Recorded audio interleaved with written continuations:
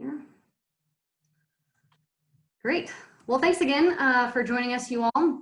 We are excited to have this panel here this evening. Well, here being, wherever each of us are, but thrilled to come together for this discussion. This is set up as a webinar, so as attendees, you all are muted and we cannot see your video. You should have access to the Q&A feature, so if you scroll your mouse down to the bottom of your screen, you ought to be able to open up a Q&A window, and as the panelists are talking about the different issues in the plan, feel free to type in questions that you have for them. We will have a number of prepared questions and comments from them, and then we'll open up to audience question and answer session in the last 20 minutes or so of the hour. So Callie Moore, our Western Regional Director, will be reviewing those questions as they come in, and we'll send them or raise those to the panelists when we get to that section of the presentation. Josh Kelly, our Mountain Trues field biologist, will be moderating the panel discussion, and we'll introduce each of our panelists here shortly. And at the end of the webinar, there will be a browser window that should open up on your screen, directing you to Mountain Trues webpage with our full analysis of the plan and forms that you can fill out to submit your official comments to the Forest Service. So I think that is all I have, and I will turn it over to you, Josh. Thanks, Susan, and thanks again, everyone, for joining this info session, and especially thanks to our panelists. I'm not sure how everyone is laid out on your screen, but oh, they just changed actually as Susan dropped off. But to my left on my screen is Deirdre Perot. Deirdre has been involved with the Nantahala-Pisgah Forest Partnership and the Stakeholders Forum from the beginning, has been involved in this forest plan revision for 7 years now, and is representing North Carolina backcountry horsemen and the North Carolina Horse Council. Mike Reardon is the director of the Carolina Climbers Coalition and represents rock climbers in the forest plan, has also been involved for a very long time. Kevin Coburn is the National Stewardship Director for American Whitewater and has been working on public land and whitewater paddling and water quality issues for 17 years or more, I believe. So just a wealth of knowledge. And Julie White is representing Southern Off-Road Bicycle Association, and again has been working on this forest plan since the very beginning, and probably even worked on the 1994 forest plan. Is that right, Julie? No, did not work in the 94 forest plan. That was before I got involved with Mountain Trues, so. All right. Great, so I'd like to start off this session with a prepared statement from each of the panelists. And I guess I will go in the order which I introduced you all. So let's start with Deirdre, talking about North Carolina backcountry horsemen and North Carolina Horse Council's interest in this forest plan and topics that you want to touch on, Deirdre. Thanks, Josh. Yes, as Josh let you know, I'm with the Backcountry Horsemen of North Carolina as well as the Horse Council. The Backcountry Horsemen is a service organization. We work to advocate for equestrian trails across the public lands in North Carolina from Murphy to Manteo. We have chapters that cover the whole state. We feel our involvement with this plan is really a step forward for us.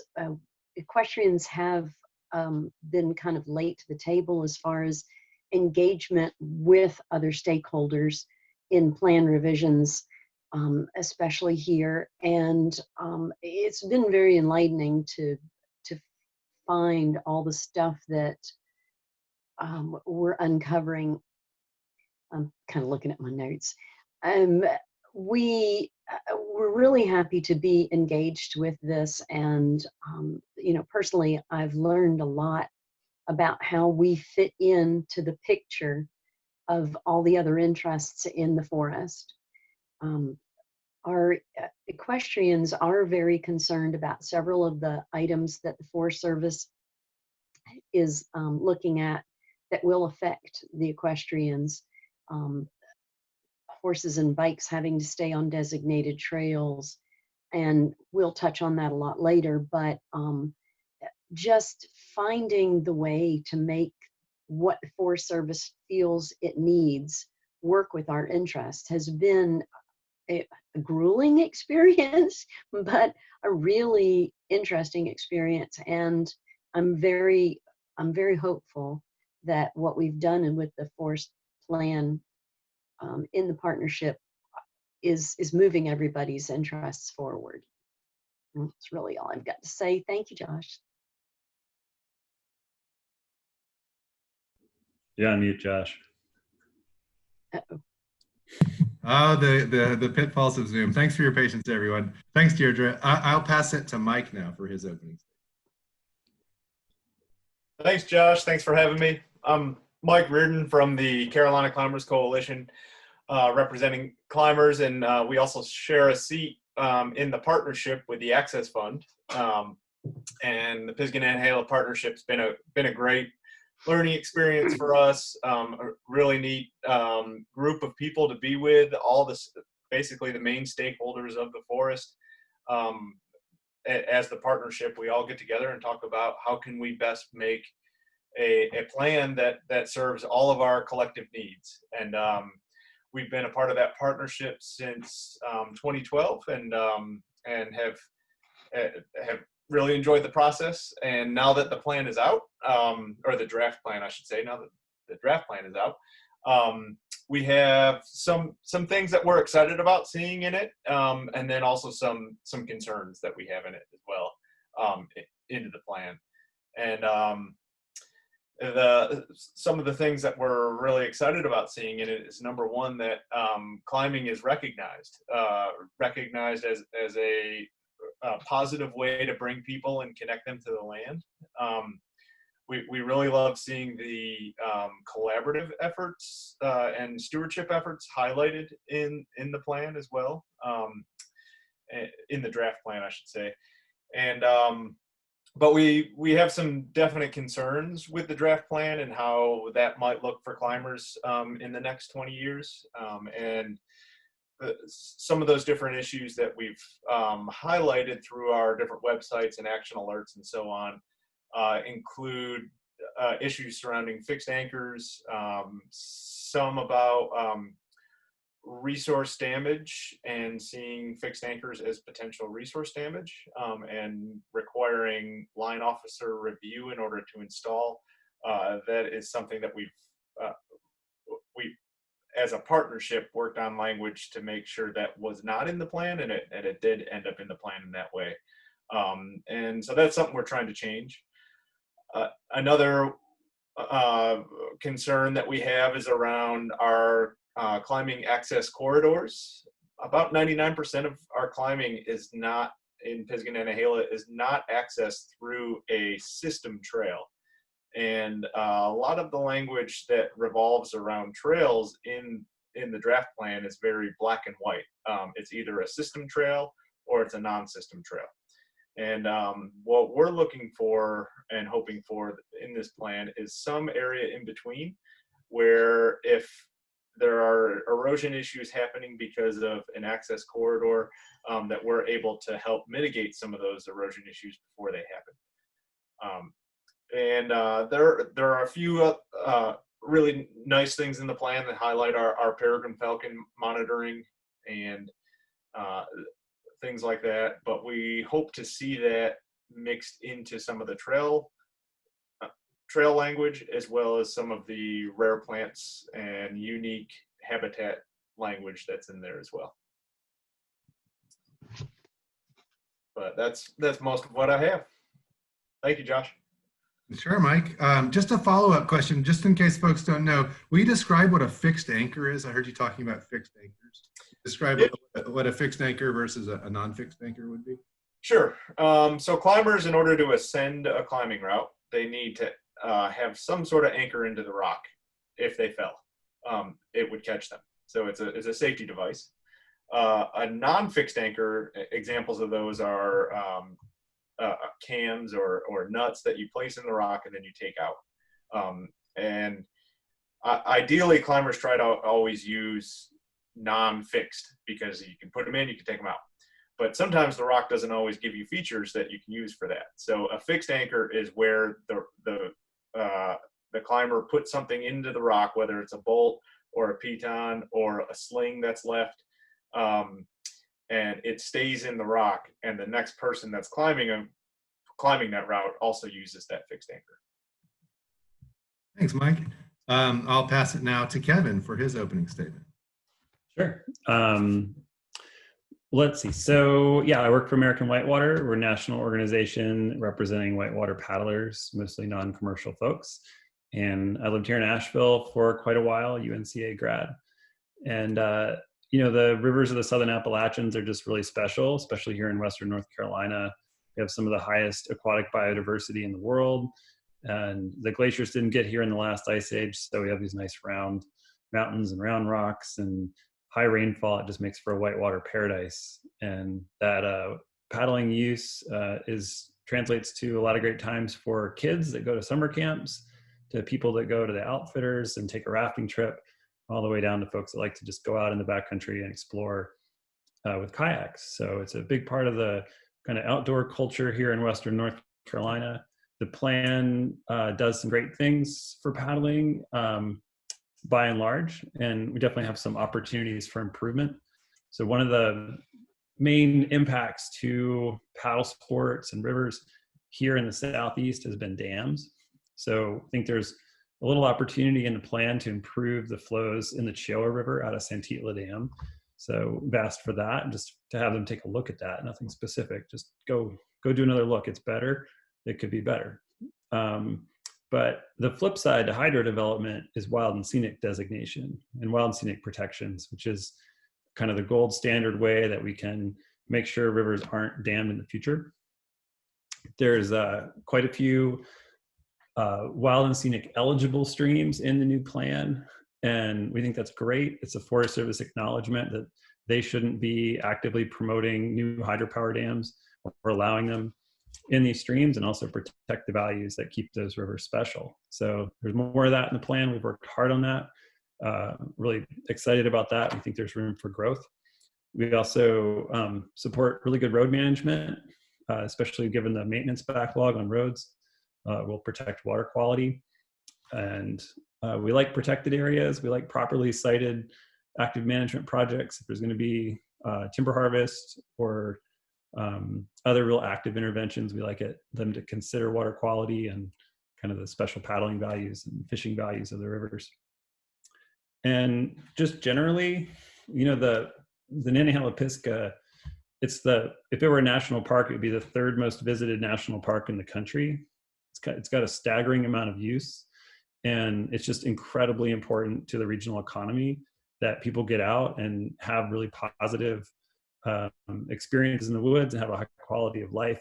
And we want the Forest Service to really welcome people to the forest in a sustainable way, but be welcoming and just acknowledge that people are coming, they're going to keep coming, and really do what they can to give people as good of an outdoor experience as they can while protecting the resource.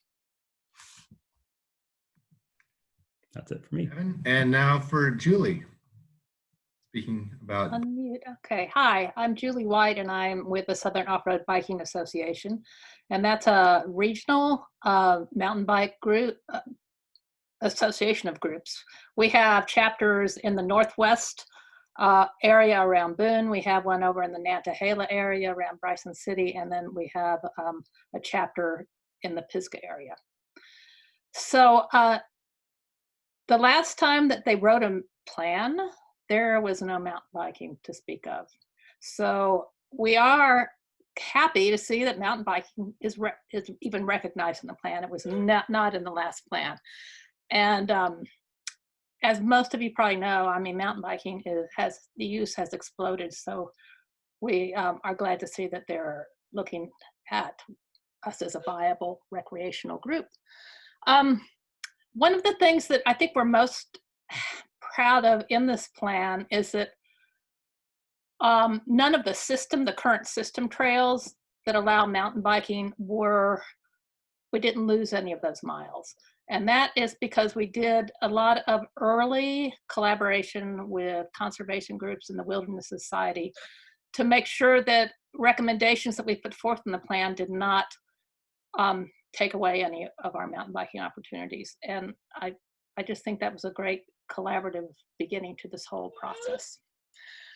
The management alternatives in the plan, that they've divided the forest into different geographic areas, and there is mentioned in several of the geographic areas that there's a need for more mountain biking opportunities. So we are very pleased by that.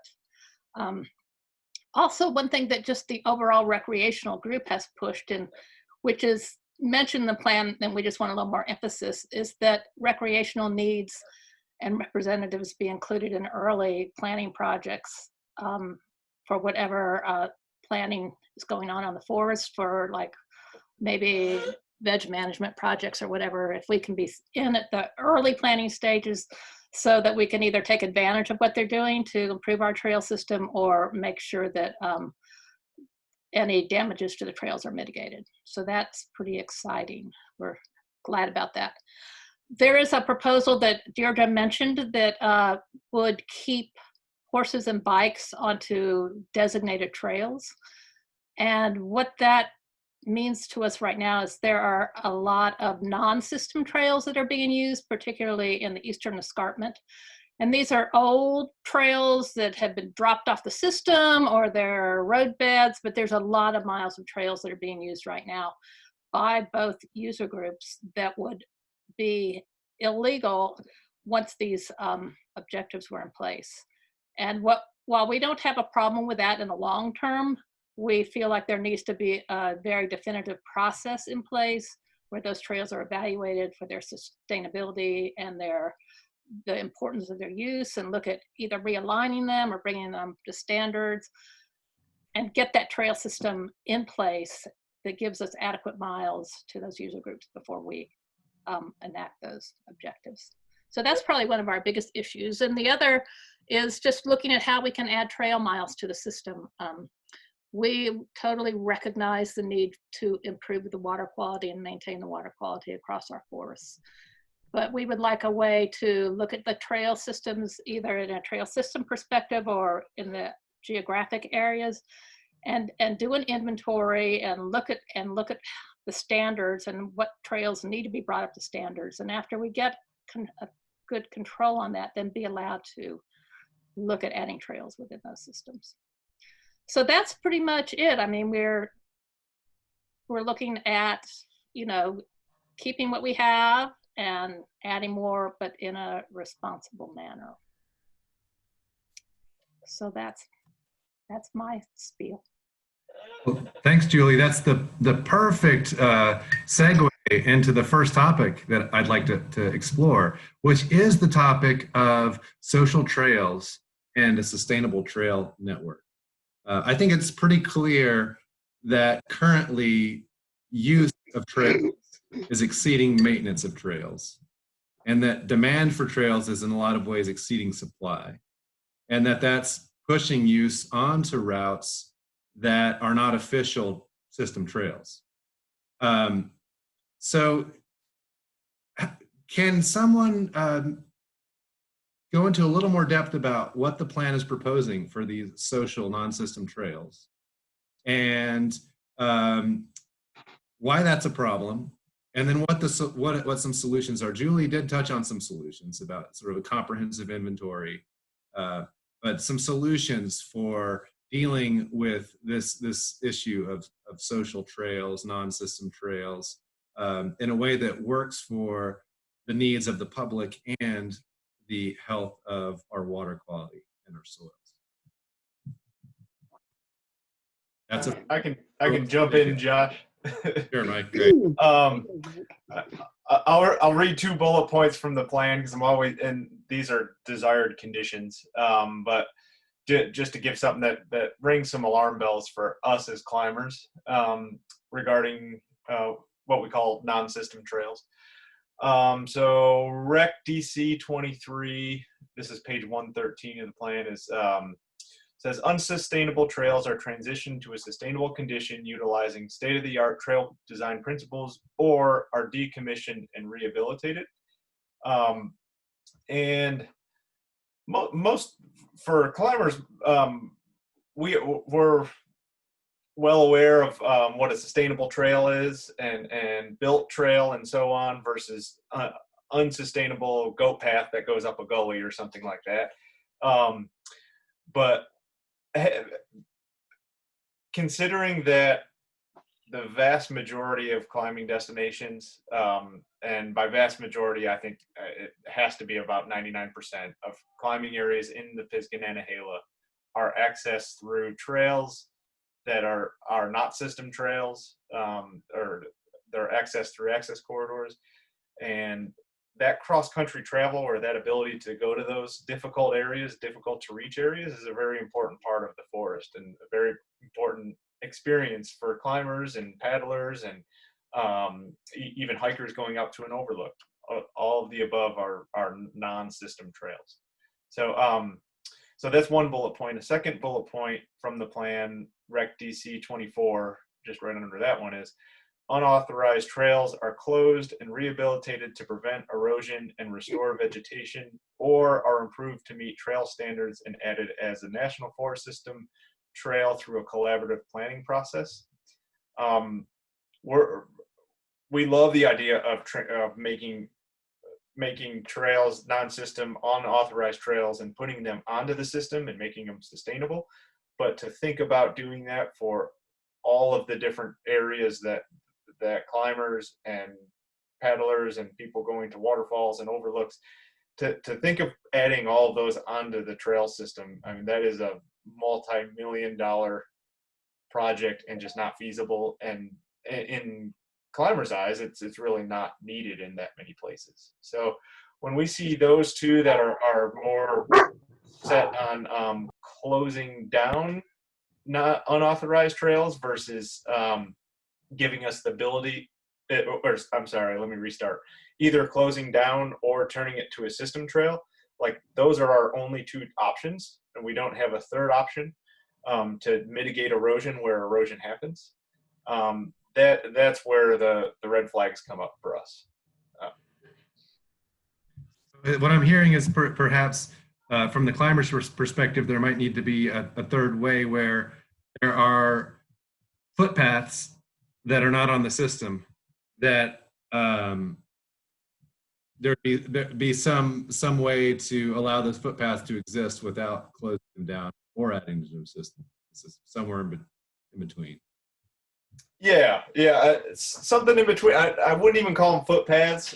Some of them are access corridors, so areas that people walk cross country. Here's my son Jack and puppy. People walk cross country to get to different climbing areas, and that is a way to access that area. If erosion happens in that area, so much so that a district ranger calls it need for closure, then we would love the ability to maintain that site before that closure happens, and stop whatever erosion or resource damage is happening, without having to go through the process of putting it on a system trail. Because if we did that for all of our different access corridors and places that we're trying to access, I think it would be an impossibly large task. And I just add to, people go up to rock in the Nantahala-Pisgah and they go down to water, right? And every time any of you have walked from a road 15 feet down into the river, or from a trail down into the river on a little path, that's the kind of route we're talking about. And they're not without issues and impacts, but they're a way that people connect with places that they care about in the forest. So we're trying to be creative about how do we maintain that access to those special places where people like to go swimming and climbing and chill out, without having resource damage. Any other thoughts before we move on to another topic? So I'll say one other thing. We do have this idea. There are some of the routes that are being used right now probably were used or created at some point in time. And oftentimes that is because there's a need to get somewhere or to join two trails or whatever. So again, we want to look at those that are on the forest right now and evaluate them and see whether they need to be brought up to standard, brought on the system, or rerouted, or or decommissioned. But we do have a strong feeling that once we get this trail system in place, we have no tolerance for people going out and digging new trails. I mean, that does Right. have to stop. Which is something we're seeing a lot right now. A lot of Yeah. kind of vigilante trail building all over. Right. Yeah. We understand the problem with that. Josh, I wanted to add about equestrians that traditionally equestrians have been going cross country, and horses were not considered recreation. They're considered transportation and work tools. So a lot of this routes that we are currently on were used for generations in the past by some of the folks in our families to work and to get to places. So there's a big tie back to some of these routes, and asking that the Forest Service consider some of those routes that could be added to the trail system, and if they're sustainable and they have volunteer organizations that are willing to maintain them long term is really important to us.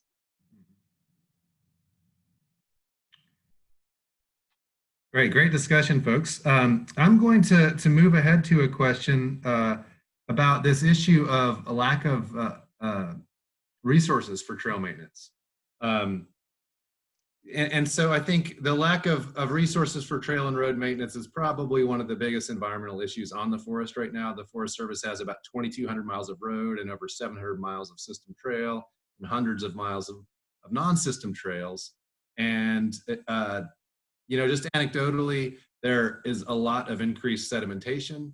It's probably partially due to the increased rainfall we're seeing with climate change, but also partially due to a lot of use and not much maintenance funds. Do you all think that initiatives like the Great American Outdoors Act could help to improve the situation we have with trails on the forest? And so if any of you feel ready to maybe discuss the Great American Outdoors Act and some of the things it could do for trails and recreation on the forest, I'd love to hear about that. I just have one.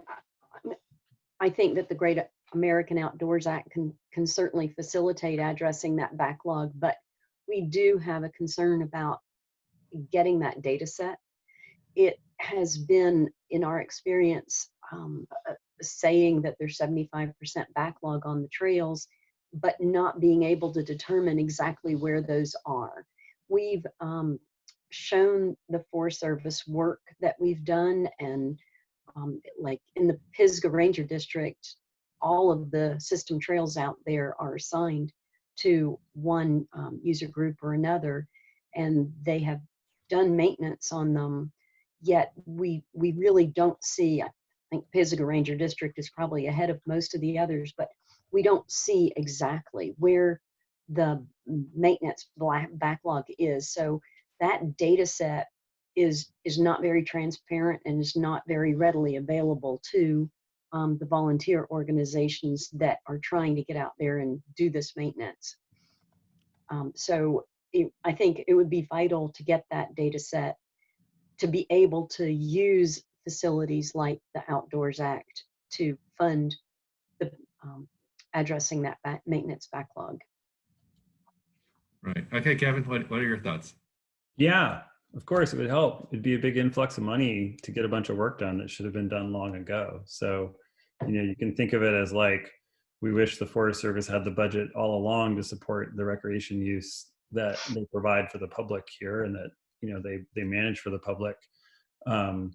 Basically, like, you wish you had the salary to support your house, but when your roof goes bad, maybe you have to wait for your tax return. This is kind of like the tax return. It's like a big influx, potentially for 5 years, to deal with some really chronic effects.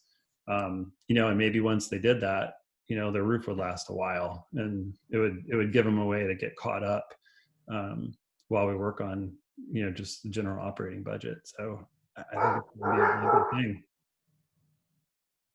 Great.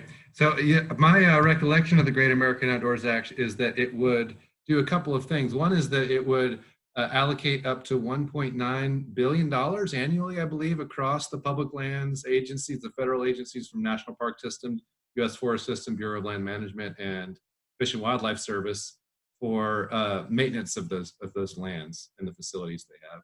And the other thing it would do would be to permanently authorize the Land and Water Conservation Fund at full funding, which is $900 million a year, which could be used to purchase lands that could give better access to, say, national forests. There are a lot of islanded tracts of national forests that people really don't have access to. There's a lot of rivers that people can't get on, a lot of rocks maybe that people have a hard time getting to because of lack of trail access. So it seems like there's a lot of good that could do. Yeah, the fact that it's so Kevin, I didn't understand that the maintenance money wasn't permanent. It's just for 5 years. Is that how? Please so. Okay. Well, that will be a big help. But 5 years, we probably need something like that to be permanently authorized, because Congress, for those of you who haven't been paying attention, has been very hesitant to fund these agencies at the level they need the funding for. But it makes it very clear that we need a plan that's like the Forest Service is ready to go to like be aspirational and like be ready to receive windfalls and do a lot of great work on the forest. So, I hope they get it, and I hope they're ready for it, and I hope they ask for it.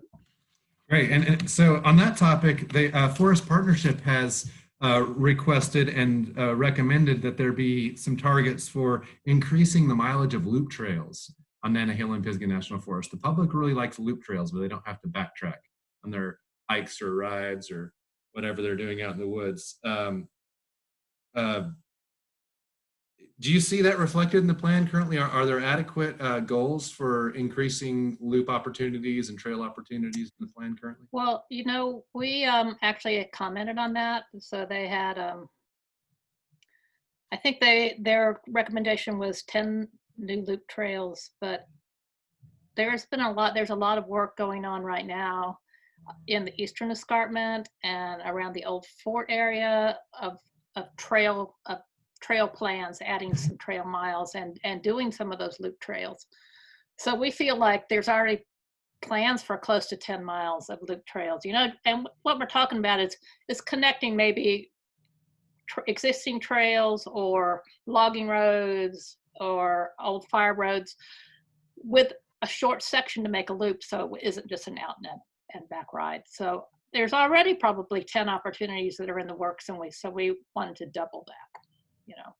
You're just kind of taking a stab at guessing, but we've seen that to be a viable option in other places. Like we made some recommendations for that up in the 10-mile project too. Do you want to add anything? Yeah, I went and looked at those trail proposals, and I'm pretty excited about them. The Old Fort Trail Complex is proposed to add 20 new miles of trails, which would open up about 6 loop opportunities, and about half of those would be open to horses, and they would all be open to bikes and hikers. In the Boone Fork area, there's hopefully gonna add some of the current trails to the new system, and it would create about 5 loop trail opportunities. There's I'm not sure how many loops in the Mortimer project, but that's a bike hike trail opportunity and about 20 miles of new trails up there.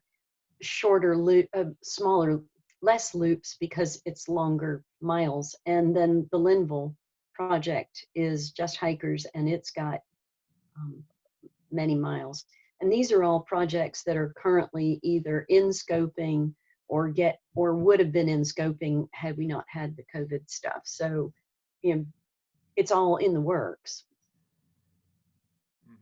Well, that's good that there's shovel-ready work coming to increase the trail system. It seems like there's been a lot of emphasis on that Eastern Escarpment area, the Grandfather Ranger District, as far as new recreation access. Are there other parts of the forest that also have high demand for more access for whether it be trails for horses, bikes, hikers, or access for other recreationalists? Are you hearing hearing that kind of input from Yeah, recreators? Graham County is very interested in, so that's the Fontana, parts of the Fontana geographic area and Unicoi Mountain. So several of us within the collaboration went out there and looked with their economic development director at potential ways to increase trail mileage and access points and opportunities, particularly for horses and bikes.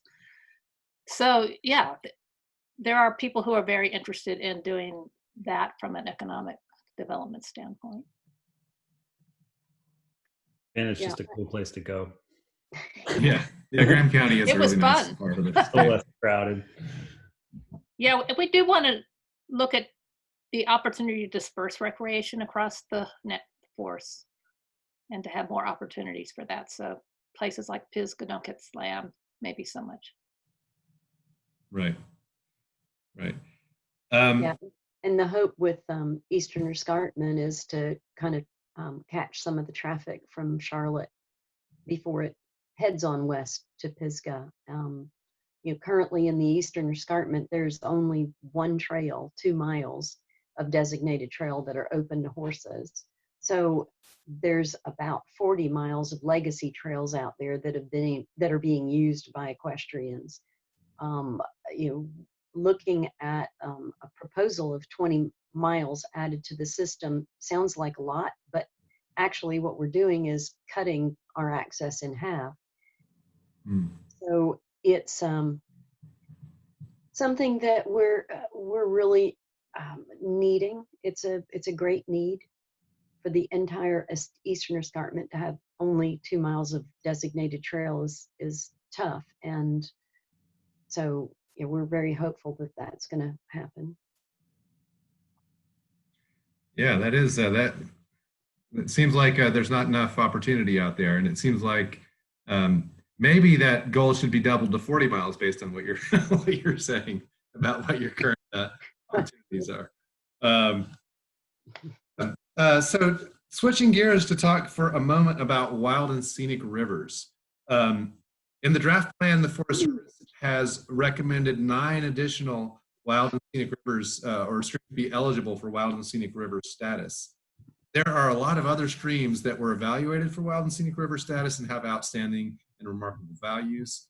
Kevin, would you speak to some of the streams that didn't make the cut and which ones you think should be included in the final plan? Yeah, sure. So there used to be 10, more or less, around 100 miles. Then the Forest Service proposed to add 9 more, so almost double that. And that alone is a really great conservation outcome in this plan. And, it's worth giving kudos because they did a really good job. They picked great rivers on a good basis. So that's good. The ones that we recommended that didn't make the cut, there's a few that are in more protected areas in the plan. So when you look at the management areas, the headwaters of Wilson Creek, so Grag, Prong, North Harper, Lost Cove, those didn't make the cut. They're all in a more or less more passively managed areas of the forest. The Panthertown streams are in a fairly protected area, but we would love for those to be added back in. So that's Panthertown, Greenland Creek, and the Upper Tuck. The Forks of Overflow, which is a Chattooga tributary, they didn't make it. They're in a fairly protected area. And then a couple streams that are in just kind of general, it's called matrix, which is basically part of the forest that's more open to timber harvest and other active management. And those are Tennessee Creek, which is a Tuckasegee fork, basically, headwaters of the Tuck, and then the North Fork of the French Broad. And, for paddlers, I think probably the North Fork of the French Broad kind of leaps out as a river that is just near and dear to our community. There's been many dams proposed on it long ago. Actually, not that long ago. There was extensive hydropower proposals there. And we just love it. It's got classic rapids. It's close to towns. But, easy access. But once you're in there, it feels really wild. And so we'd love to see that added. We'd love to see the Panthertown streams added. And the way that you get a stream added to this eligible rivers list is through facts, not votes. So it's not about everyone on this webinar saying, we want, Panther Town or Rock Creek or the North Fork French Broad. It's about bringing information about why these streams are rare, unique, or exemplary. So what makes them really special, what makes them shine more than their peers, basically. So if folks have ideas, personal experience about the recreational values of these streams, the ecological values, great thing to do is write a letter asking for eligibility. Great, thanks. Mm-hmm. Mike, you mentioned several parts of the plan that perhaps weren't worded quite the way that the climbing community would like in order to ensure that climbing can coexist with other environmental values and natural values of the land. And also, I know that the climbing community has wanted the Forest Service overall to just do more analysis in the plan that will essentially help guide climbing over the next 10 to 20 years. Would you care to speak about those issues? Yeah, thanks, Josh. I think one of our concerns is some of the ambiguity of the written standards, and how what those could look like on the ground if they were implemented. And then the overarching part of the draft plan that we're really excited about is the idea of communication and stewardship. And that's something that On the Ground Carolina Climbers Coalition and Access Fund have done for years with all of the forests, all the national forests, Pisgah and Nantahala. And so a few of the things that we saw in the plan that didn't ring true to that collaboration were a few things surrounding unique habitats is one. I like to read the bullet point just because it helps clarify what I'm thinking. But here's one of the rec standards on page 116 of the draft plan. It states new trails or climbing routes shall not traverse unique habitats in rocky areas such as high and low elevation rocky summits, high and low elevation granitic domes, or basic and acidic cliffs. So what really concerns us about a standard like that is not the fact that unique habitats, climbers are going to hurt unique habitats. I mean, we want to stay away from anything that's rare.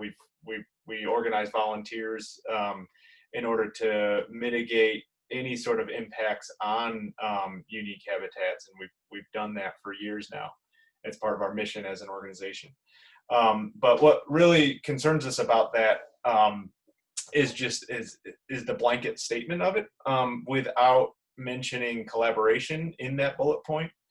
And what we've done with our peregrine falcon closures has been highly successful because we work strictly with biologists and with national forests in order to create closure zones. And then as the Carolina Climbers Coalition and Access Fund, we communicate those to the climbing public. And really it's a highly successful program that because of that collaboration is why it's really successful. And when this plan for the next 20 years, any district ranger or anybody could read that and say, okay, well, high or low elevation granitic domes, basic or acidic cliffs, that's all of our climbing areas. That's every single one. So let's say on Whiteside Mountain, there's one patch of a rare liatris, for example. The wrong person could interpret that to saying, okay, we're going to close down Whiteside Mountain to climbing because there's a patch of liatris on one section of the cliff.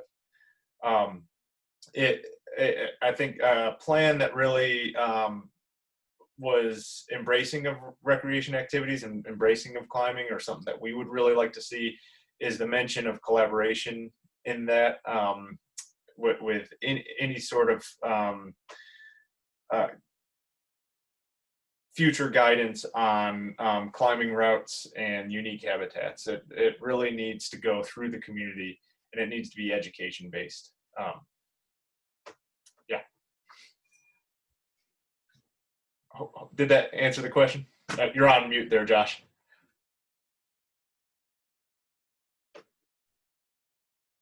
Oh, you're on mute, Josh. Well, thank you, Mike. Yeah, that was actually. There we go. Yeah, I just want to give folks a heads up that we are only about 12 minutes till the end of this session, or at least the end that we had scheduled. And if there's more audience questions out there, I'd love to get those in. And I think we will go ahead and transition audience questions. I do have some other prepared questions that we can get to if we run out of audience questions. But yeah, we had several questions there. And Callie, would you like to queue up one of those? Sure. So we had a question from Mike Gora, who is actually out in Clay County area of Nantahala National Forest, and he was asking about signs that are across the water or like in the water saying no trespassing. Is this legal for them to do that? And Kevin had answered it in the chat, but I think it would be useful for everyone to hear the answer to that question. Yeah, I mean, anything's legal until someone tells you it's not, basically.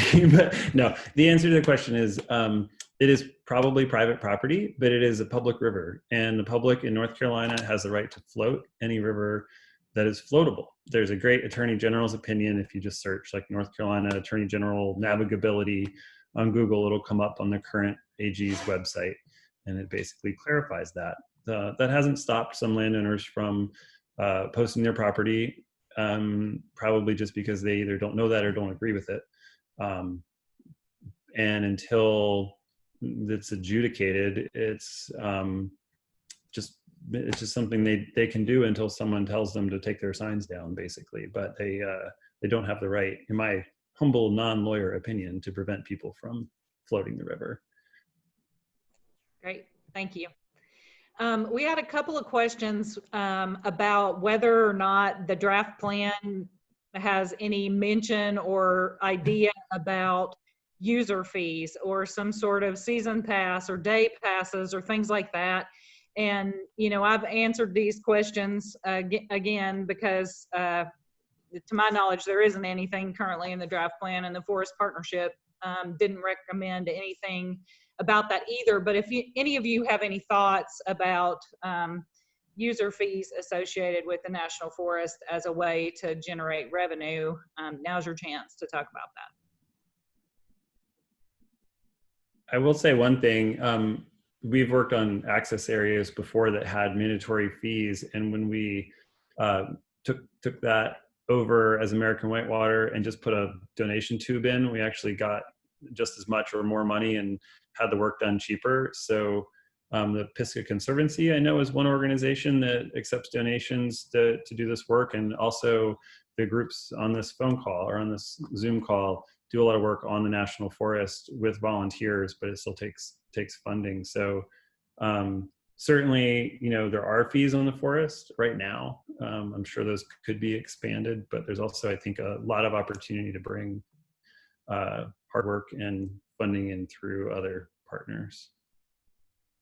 Yeah, Callie, I will add that we've asked the rangers about that, and we've been told sometimes it is more of a project level thing than a plan level. So we didn't comment on it in the partnership.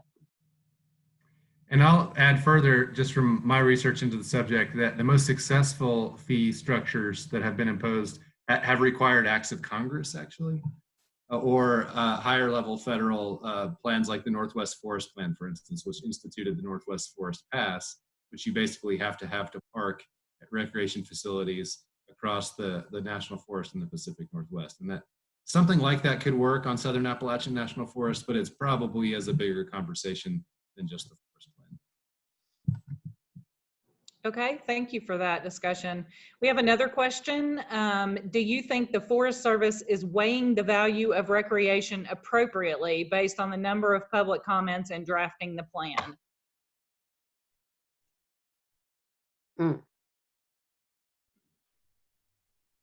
Well, Anyone? No, we're more important than they think.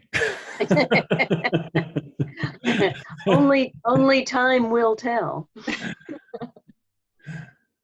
I will say that our Sophia in Graham County, who I believe someone mentioned earlier, is Graham County is actually a member of the Nantahala-Pisgah Forest Partnership, and their economic development director is the person who has been very active in forest planning. And she and the economic development team of the partnership put a ton of great economic benefit analysis and data and charts about the economic value of recreation into the forest, into the partnership's comments, and those were actually part of the consent agenda that the partnership has already approved. So we will be sending the Forest Service quite a bit of information about the economic value of recreation, and hopefully they will take that into consideration. And I do think there's sort of a organizational status quo within the Forest Service, and like the funding mechanisms within the Forest Service maybe just aren't in sync with the public interest of the Nantahala-Pisgah and the value of it as a recreation resource. So I think there's sort of some just problems that, you know, kind of span the ages about why recreation doesn't get maybe quite the attention that it could and maybe should as it grows so much in this area. But that's why we're here. We're working on it, banging the drum, telling the stories.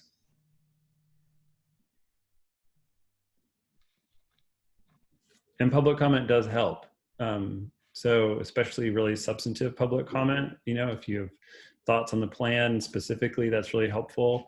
If you care about certain places and can tie it to something in the plan, I recommend opening up the plan, hitting Control F, and then just typing whatever you're most interested in into the search function, and just find a few spots in the plan to comment on. I'll add that our organization sent out a call to action with a few of the items that are of most interest to equestrians. Carolina Climbers and Access Fund did the same as well. We're going to. There was a comment in the Q&A noting how big of an economic impact summer camps have in West Carolina, and how summer camps are so, you know, how many benefits they have from national forest and how many benefits summer camps have for the local economy.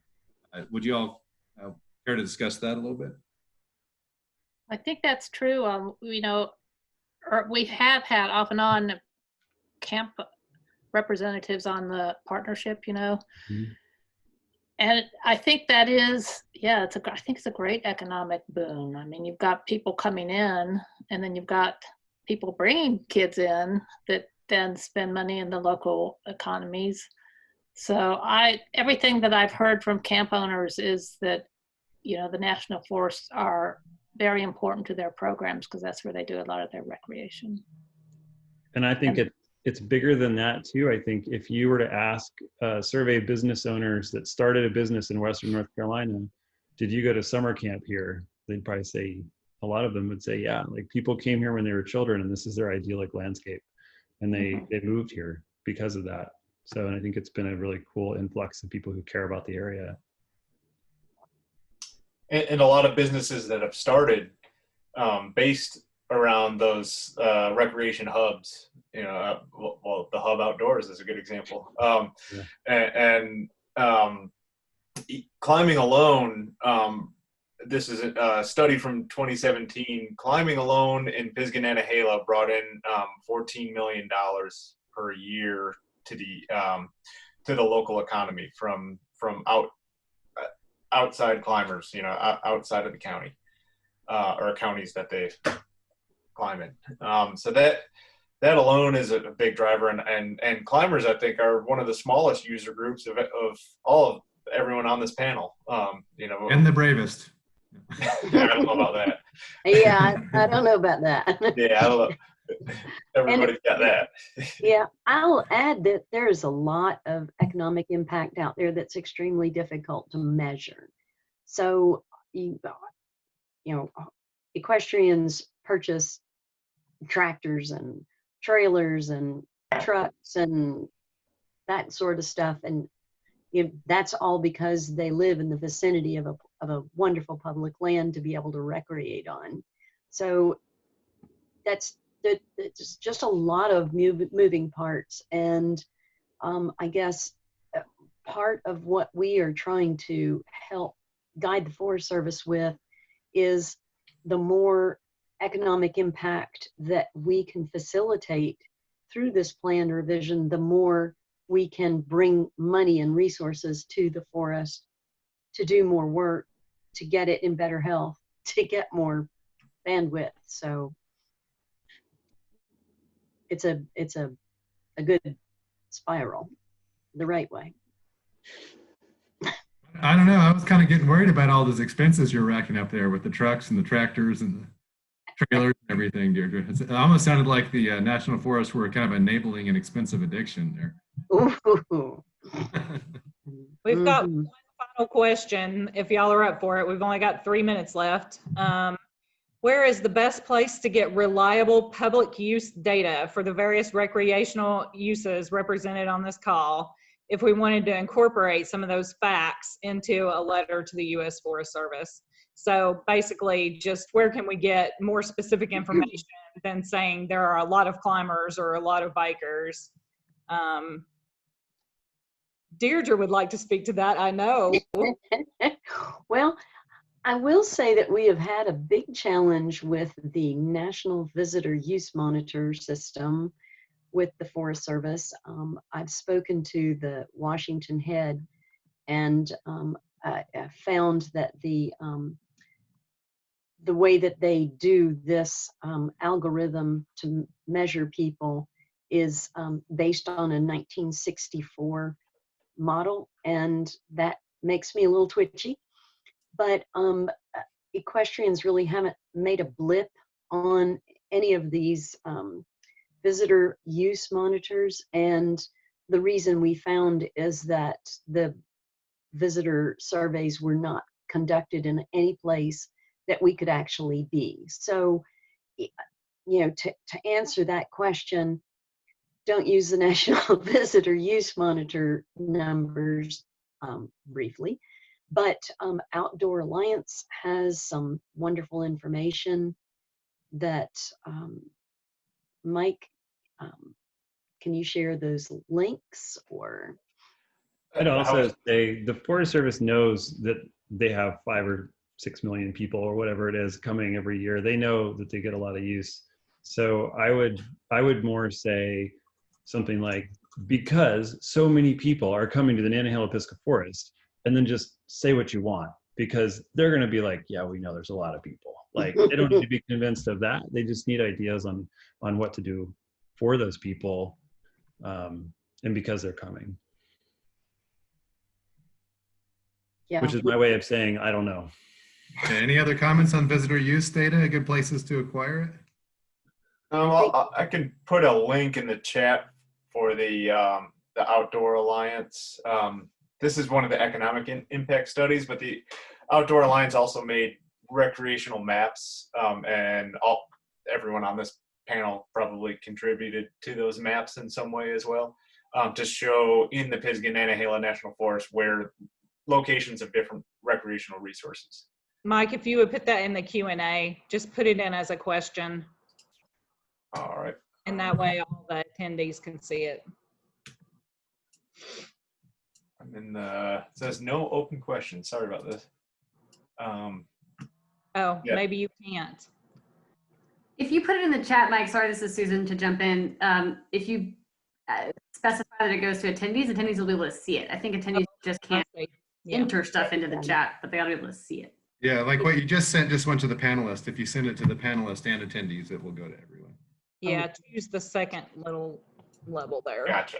All right. Okay, and that's the economic reports link for Pisgah-Nantahala throughout the Outdoor Alliance. But I know that they also have a map on their website that we've used throughout the partnership as well. That maps out different recreational assets throughout the National Forest. All right, well, unfortunately, our time this evening is coming to a close. Really want to thank again all the participants, and especially want to thank the panelists. If everybody out there would give a big virtual applause to our panelists.